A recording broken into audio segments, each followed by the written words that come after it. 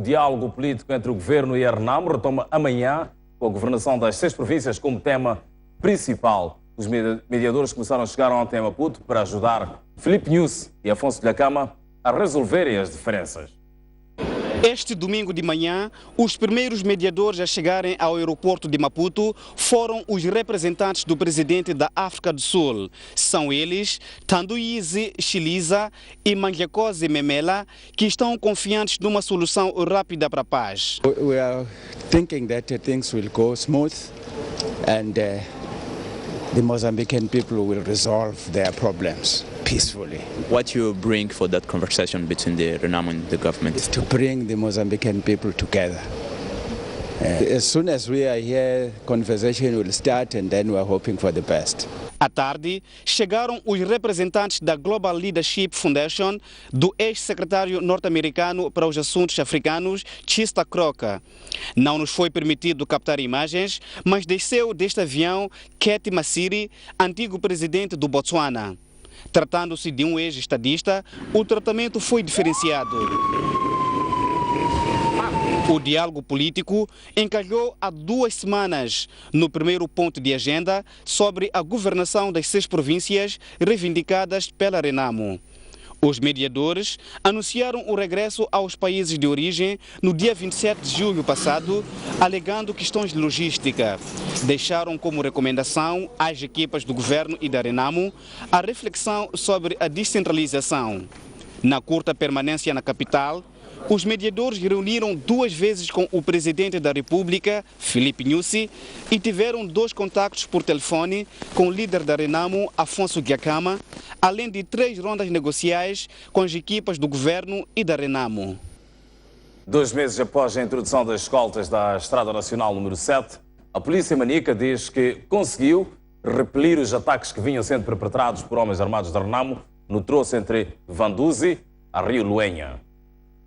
A polícia diz que antes de condicionar a circulação através de escoltas na Estrada Nacional número 7, homens armados da Renamo aterrorizavam aquela importante via que facilita o escoamento de mercadoria diversa de e para países do Interland como Malawi, Zimbábue e Zâmbia. No troço aqui em causa, estes homens armados da Renamo, vezes sem conta, cometiam diversas atrocidades. Portanto, eles atacavam os alvos civis, queimavam viaturas, matavam cidadãos, não só nacionais, mas também estrangeiros, além de que saqueavam bens. É verdade, sim, que a nossa força estava lá para evitar que situações de gênero pudessem acontecer, mas sentimos que realmente havia esta necessidade de reforçarmos as medidas que já estavam a ser observadas naquele local. Com a circulação através de escoltas militares, a polícia diz que as ações dos homens armados da Renamo foram desarticuladas. É verdade, sim, que estes homens em algum momento tentam atacar a escolta, mas sem dúvida conseguimos fazer face. Imediatamente eles se põem em fuga. Mas o balanço que a PM faz é positivo e sem dúvida conseguimos minimizar a ação destes criminosos. Mesmo assim, a polícia mostra-se preocupada com a circulação de pessoas e bens que continua condicionada a colunas. Estamos preocupados porque a circulação de pessoas naquele ponto está a ser observada, mas sem a devida liberdade. Portanto, está-se a fazer, mas com alguma pressão, porque sabe-se que aqueles homens estão sempre à espreita. Mas a situação está controlada e o balanço, como antes me referi, é positivo. Refira-se que no mês de junho, antes da introdução de escoltas no troço entre Vanduzi e Rio Luenha, 12 caminhões de carga foram carbonizados, 2 pessoas morreram e várias ficaram feridas em consequência dos ataques atribuídos a Renamo. A Renamo em Maputo queixa-se de a polícia ter boicotado uma reunião num hotel da capital do país.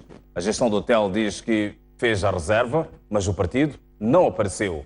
A polícia promete falar amanhã sobre o sucedido. A queixa vem do chefe da mobilização da Renamo na cidade de Maputo, que acusa a polícia de ter recebido ordens para inviabilizar uma reunião do partido. O encontro deveria acontecer às 10 horas de sábado, mas acabou não se realizando. No dia 6 de agosto, a Renamo tinha programado mais uma visita de trabalho da Vossa Excelência Secretária-Geral no Distrito Municipal de Cambuquane, no bairro de Bagamoio. Só que ficamos espantados ao chegarmos no local, apanharmos uma força conjunta de da intervenção rápida, canina, com gás lactigênio, bem armado, como se fosse a uma guerra. Fomos perguntar ao senhor gerente do hotel o que estava a acontecer. O mesmo respondeu que recebeu ordem da polícia para não deixar a Renamo a reunir depois de termos pago o hotel. A gestão do hotel não quis dar entrevista, mas explicou que a Renamo fez a reserva e não compareceu.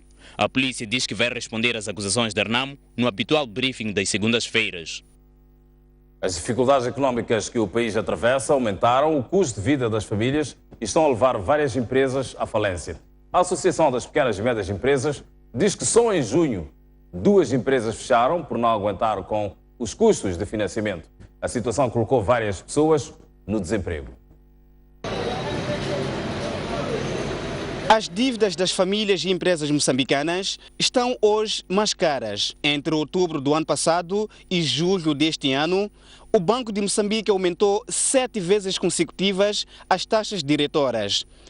As taxas diretoras servem de referência para os juros aplicados pelos bancos comerciais. Isto quer dizer que os empréstimos às famílias e às empresas aumentaram à medida que o Banco de Moçambique foi ajustando as suas taxas. O Millennium Bim, o maior banco comercial no país, explica que não há outra saída senão o aumento dos juros aos clientes. Nós acompanhamos porque as nossas taxas estão todas indexadas à taxa diretora do mercado. Como é que eram antes e como é que estão agora? Estão maiores do que estavam antes. Assim como a FPC subiu, todas as primes dos bancos também subiram. Porque se elas pediram um financiamento ao limite da sua capacidade, onde a taxa de esforço já era de 1/3 do rendimento disponível, neste momento já excederam 1/3 do rendimento disponível. Portanto, há um risco de alguma insolvência. Historicamente está comprovado que uma subida muito rápida das taxas de juro do crédito tem, e não acompanhada pela subida dos rendimentos, os salários, os lucros das empresas, cria uma incapacidade de cumprir com aquilo que eram os compromissos inicialmente assumidos. Nas famílias, o aumento dos juros veio apertar o orçamento, sobretudo daqueles que já viviam no limite. João Ferrão reside no Chimoio. Conta que no ano passado pagava uma prestação de 27,5%. Hoje, a mesma prestação subiu para 29%. Desesperado, pensa em contrair nova dívida, mas fora dos bancos. A primeira subida passou para 29%, agora não sei a quanto vai estar, então isso torna o crédito de consumo mais alto e o que nos faz procurar outras maneiras de conseguir dinheiro que não seja os bancos, o que também é mau para a economia do país. Lino Francisco viu também a sua fatura de juros subir. Ele conta que no ano passado pagava uma taxa mensal de 5.000 meticais. Em menos de um ano, o valor subiu para 6.500 meticais mensais, diminuindo o seu poder de compra. Praticamente isso subiu daqui para aqui, está complicado mesmo. O aumento das taxas de juro complicam também as contas das empresas. As pequenas e médias empresas, muitas vezes sem capacidade de negociação com os bancos, vêem-se obrigadas a fechar as portas por não suportarem os custos do financiamento. O porta-voz da Associação das Pequenas e Médias Empresas, Araújo, diz que só em junho 2 empresas encerraram por não conseguirem pagar as dívidas. Temos o caso já declarado de 2 empresas que declararam falência por incapacidade de cumprimento das suas obrigações com fornecedores, obrigações com o banco, obrigações até mesmo com os seus funcionários e sócios. A STV contactou algumas empresas que operam em Maputo para apurar o impacto da subida dos juros. Uma delas contou que vai pagar pelo menos 200.000 meticais a mais de juros nos próximos 3 anos. Enquanto a economia não estabiliza, os bancos comerciais vão arriscar menos, apostando mais em projetos com elevadas garantias de retorno. Manter e reforçar ainda mais a nossa política de prudência no crédito, na concessão de crédito, salvaguardar que estamos a financiar operações que de fato têm interesse, têm condições de prosseguir, também falar com os clientes no sentido de não se endividarem num contexto de subida de taxas de juros, não se endividarem ao limite da sua capacidade e tentar ao máximo ajudar os clientes, sejam particulares, sejam empresas. Até ao fim do mês de março, as empresas que operam em Moçambique deviam mais de 230 mil milhões de meticais à banca comercial. O economista Roberto Tibana diz que as medidas do Banco de Moçambique não vão conter os preços nem a depreciação do metical. Roberto Tibana sugere que é preciso cortar despesa pública e controlar o déficit do Orçamento do Estado. Roberto Tibana, economista moçambicano com passagem pelo Fundo Monetário Internacional, diz que o Banco de Moçambique só está a piorar os problemas da economia. Como economista, se eu dissesse agora aos meus colegas no Banco Central que esta foi a medida mais acertada que eles tomaram, eu seria muito desonesto. Eu acho que essa foi a medida mais desacertada que fizeram. Tanto até pelas proporções dela, não é? Quer dizer, 300 pontos base, assim de um dia para o outro. Não é? Quer dizer, a que propósito? Não é? Na própria história da política monetária do Banco de Moçambique, não encontramos eventos desses, e muito menos encontramos eventos dessa natureza em alguma parte do mundo com uma certa frequência, como uma forma de fazer política monetária, mesmo em circunstâncias de crise como esta. Portanto, eu não lhes posso tirar o chapéu desta vez. O economista afirma que a subida dos juros é uma decisão inconsistente porque reduz o consumo das famílias e o investimento das empresas. O déficit financiável deste Estado não anda para cima de 5%. Portanto, acima de 5% de déficit global, eles estão a criar problemas à economia. Mas tem vindo a criar esse problema, mas explodiu mais nos últimos 3, 4 anos e é inconsistente que a tentar se corrigir se mantenha isso. Depois se vai pedir a restrição às famílias, às empresas. Quer dizer, não lhes posso tirar o chapéu. O ajustamento tem que vir do lado fiscal e o monetário não vai fazer nada. E a gente sabe, a base monetária não segue nada daquilo que a taxa de câmbio de políticas segue. Para o economista, a solução à crise econômica passa pelo corte da despesa pública e a redução do déficit no orçamento de Estado. Porque a primeira coisa que se devia conseguir fazer era parar, portanto, a despesa galopante que está acontecendo no Estado. Eu digo galopante não no sentido absoluto, porque vão dizer, mas cortamos, não, mas o déficit é que conta, porque o déficit é que provoca tudo o resto, porque tens que financiar, depois tens que... O déficit é que conta. Tu podes diminuir as despesas, mas se diminuis mais as receitas do que diminuis as despesas, vais aumentar o déficit. Não vale a pena dizer, mas já tinha diminuído as despesas. Tens que lidar com o déficit, tens que saber o que é que vais fazer com a diferença entre as receitas e as despesas. Roberto Tibana avisa ainda que será muito difícil atingir-se o crescimento econômico de 4,5% previsto no novo orçamento de Estado. O posto administrativo de Moamatijana, no município da Matola, debate-se com sérios problemas de falta de infraestruturas. Os moradores contam que a falta de corrente elétrica propicia a criminalidade. Falta tudo no posto administrativo de Moamatijana, no município da Matola. A população clama por escola, hospital, posto policial. É um lugar onde o Estado não se faz presente. Os moradores deste bairro de expansão do município de Matola percorrem mais de 60 quilômetros para chegar a um posto de saúde ou mesmo uma escola. O centro de saúde só em Moalaz e Matolagar. Temos problema também do hospital, dependemos de Matolagar ou Moalaz. Nós praticamente estamos numa ilha. Então, temos tido esses problemas e não temos energia e tem a criminalidade para nossos filhos que vão à escola secundária porque praticamente passam a circular para o outro lado para poderem chegar à escola. Então, ao saírem da escola, são violadas, são arrancados telefones. E na escola deles não tem, estudam fora, tem falta de livro, não tem nada, não tem carteiras. Tem falta de muita coisa. Dentro da sala, lhe roubam um livro, caderno, volta em casa sem caderno, não temos condições. Quanto à falta da corrente elétrica, os moradores contam que a situação propicia ao recrudescimento da criminalidade, visto que os amigos do alheio aproveitam-se da escuridão para realizar os seus planos. Temos falta da corrente elétrica, porque já há um bom tempo, mais 2 anos nos prometer e nunca mais nos satisfaz os nossos desejos. No ano passado tivemos uma reunião no Circo a dizer que neste ano não falha nada. Até outubro teríamos energia. Só que estamos a ver que só falta uma coisa, 2 ou 3 meses, mas nenhum sinal não temos visto, nenhum sinal. Eu já vivo aqui há 3 anos. Desde que cheguei aqui, há parcelamento que nunca termina.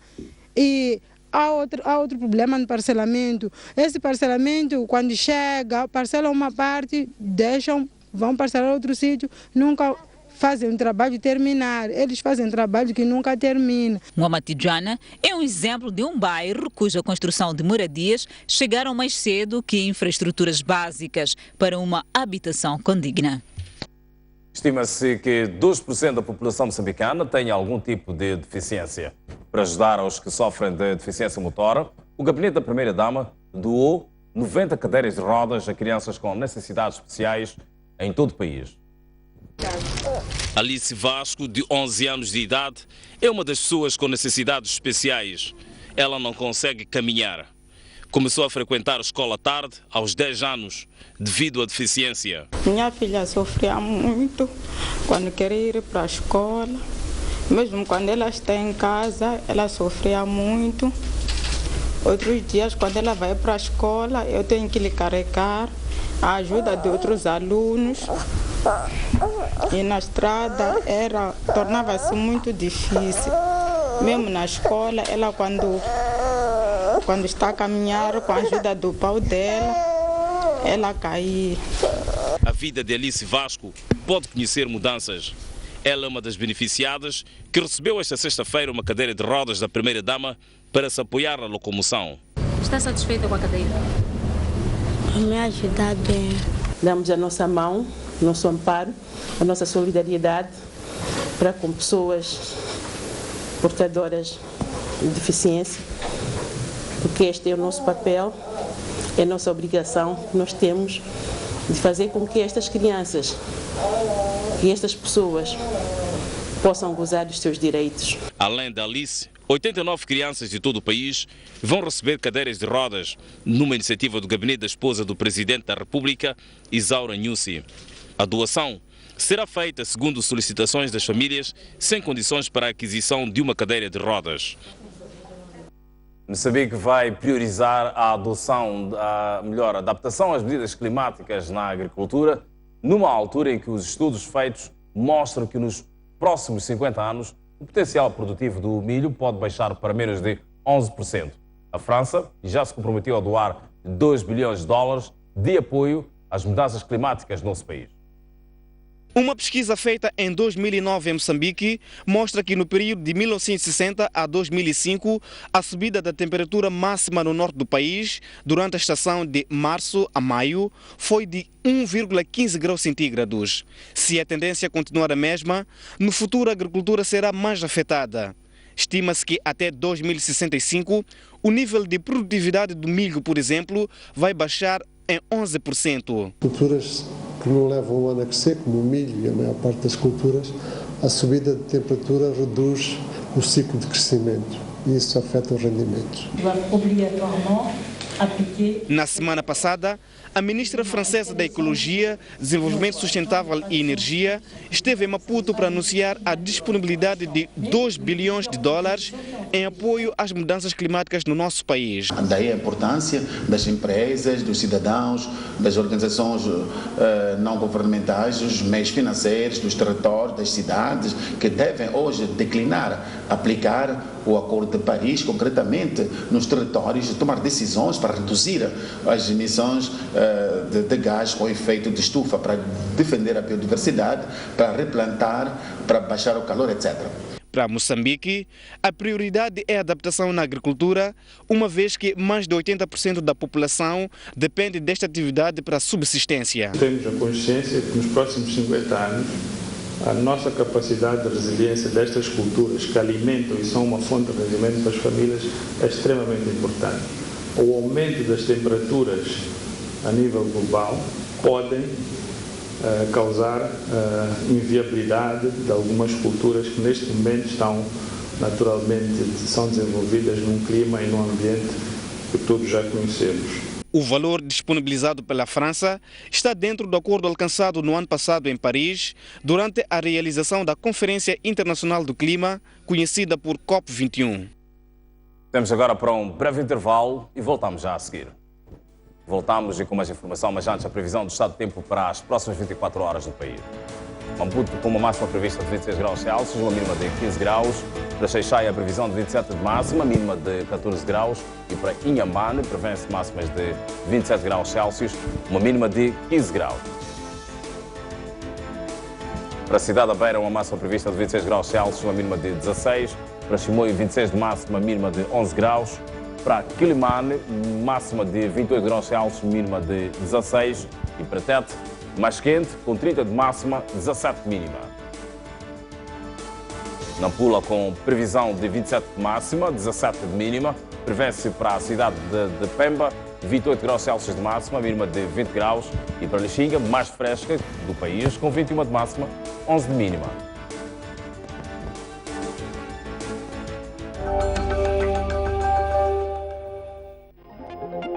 Já pode ler o Jornal do País quando quiser e onde estiver. Quer saber como? O primeiro passo é ter a aplicação O País. Continua com dúvidas? Uma app é uma ferramenta que permite ter acesso a vários serviços do seu dispositivo móvel de forma integrada. Agora aceda à sua App Store ou à Play Store e faça o download de O País. Dessa forma, poderá aceder a uma versão digital do jornal. Assim, não deixe de acompanhar todas as edições do jornal. O País. A verdade como notícia.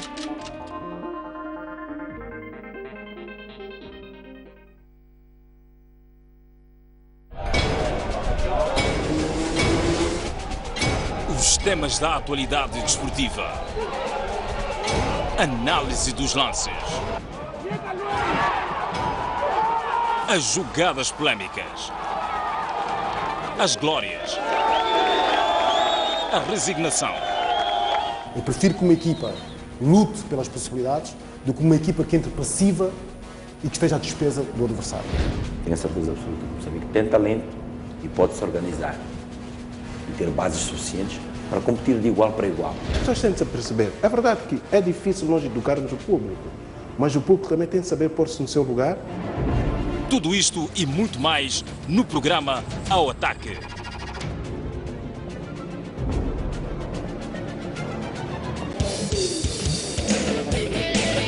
Todas as questões ligadas à qualidade e quantidade de produtos e serviços convergem num só programa. Hora do Consumidor. Cordiais saudações, estimados telespectadores. Ora viva, muito boa noite. Todas as terças e quintas, a partir das 18 horas, na STV Notícias, os consumidores cruzam preocupações junto de especialistas na área.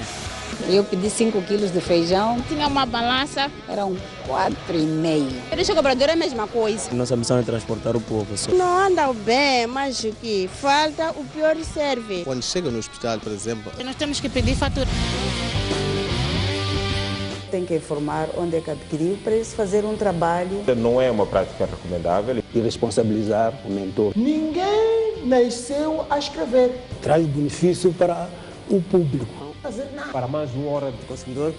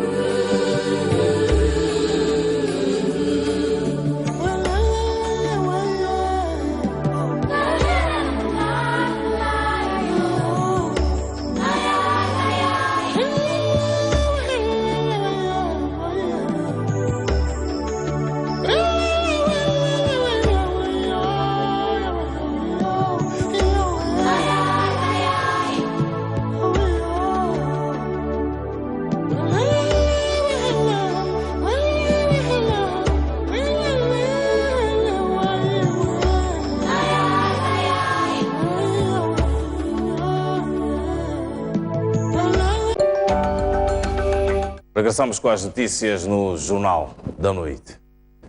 O partido do presidente Jacob Zuma perdeu a cidade de Pretória para a Aliança Democrática, que reuniu 43% dos votos contra 41% do ANC no município de Tshwane, que inclui a capital sul-africana.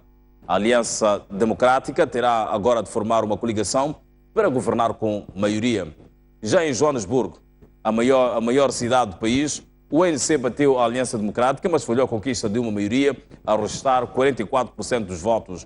Recorde-se que já na sexta-feira o ANC havia perdido Port Elizabeth também para a União Democrática.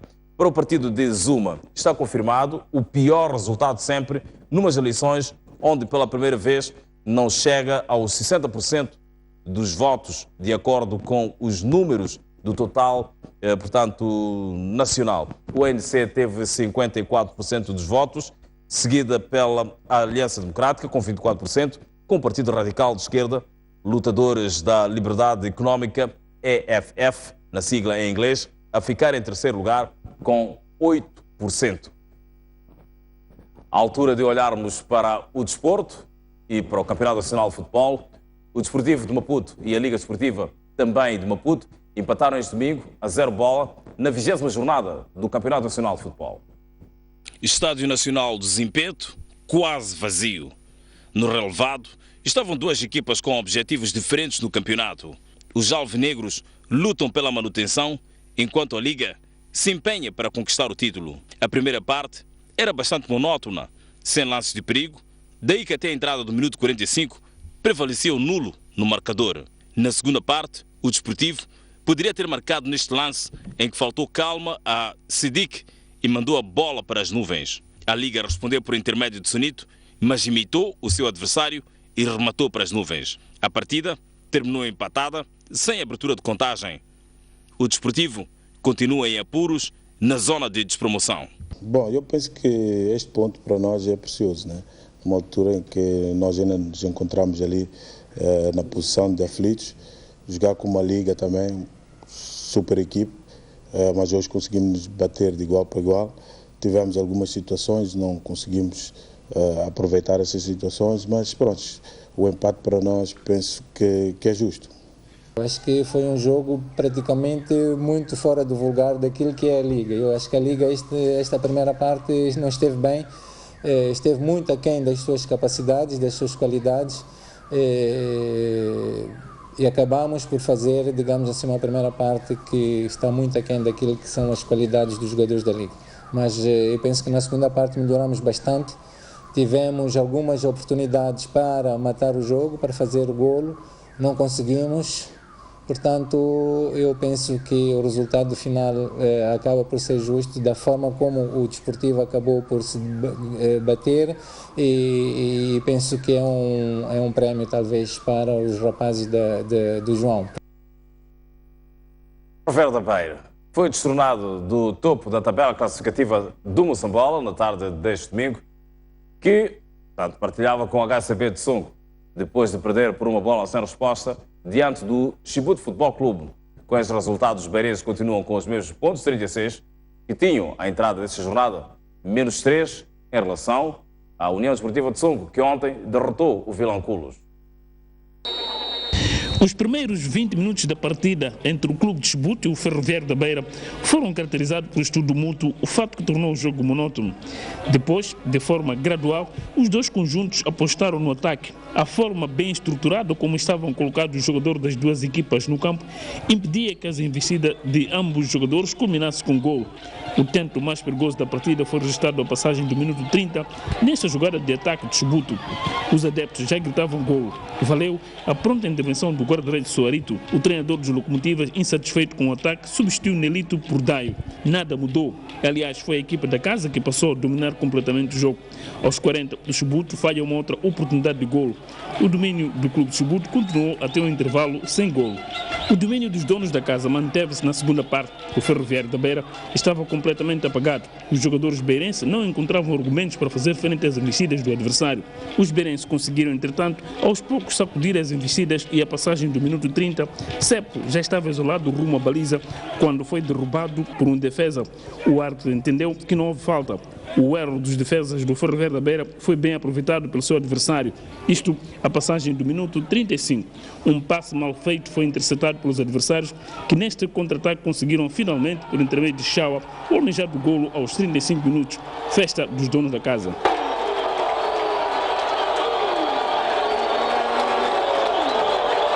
O Ferroviário da Beira ainda tentou correr atrás do prejuízo, mas o Chibouto continuou a controlar o jogo até ao apito final. Oshzu, da Hungria, e Mark Horton, da Austrália, arrecadaram medalhas de ouro na natação nos Jogos Olímpicos que decorrem no Rio de Janeiro, em Brasil. A dama de ferro da natação mundial, Katinka Osuzu, da Hungria, escreveu a ouro o triunfo nos 400 metros estilos ao deixar tudo e todos para trás e bateu o recorde do mundo com um tempo de 4 minutos, 26 segundos e 36 centésimos. Bateu a segunda melhor em 5 segundos, a norte-americana Maya Dirrado, e em 6 segundos a espanhola Mireia Belmonte. Mike Horton nadou para a medalha de ouro nos 400 metros livres nos Jogos Olímpicos no Rio de Janeiro. O australiano concluiu a prova de natação em 3 minutos, 45 segundos e 68 centésimos. É o segundo ouro para a Austrália.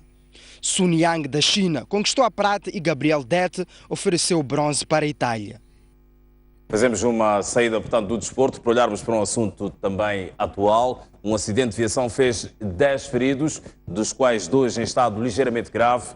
O acidente ocorreu na tarde deste domingo, na Baixa da cidade de Maputo. Às 18h30, recebemos 10 doentes vítimas de acidente de viação, dos quais 2 passaram para a sala de cirurgia, 4 foram à pequena cirurgia para suturar as feridas e 3 foram à pequena sala de tratamento. Dizer que todos os doentes estão fora do perigo. Ninguém teve assim fraturas assim muito graves. Estão estáveis. Ter autorização ainda ao longo dos próximos serviços de notícias aqui na STV. Nós colocamos um ponto final, porque está pautada a informação no Jornal da Noite. Despedimos, marcando um encontro amanhã pontualmente às 19h mais 55 minutos, mas lançamos já o convite para que acompanhem o grande plano, já a seguir.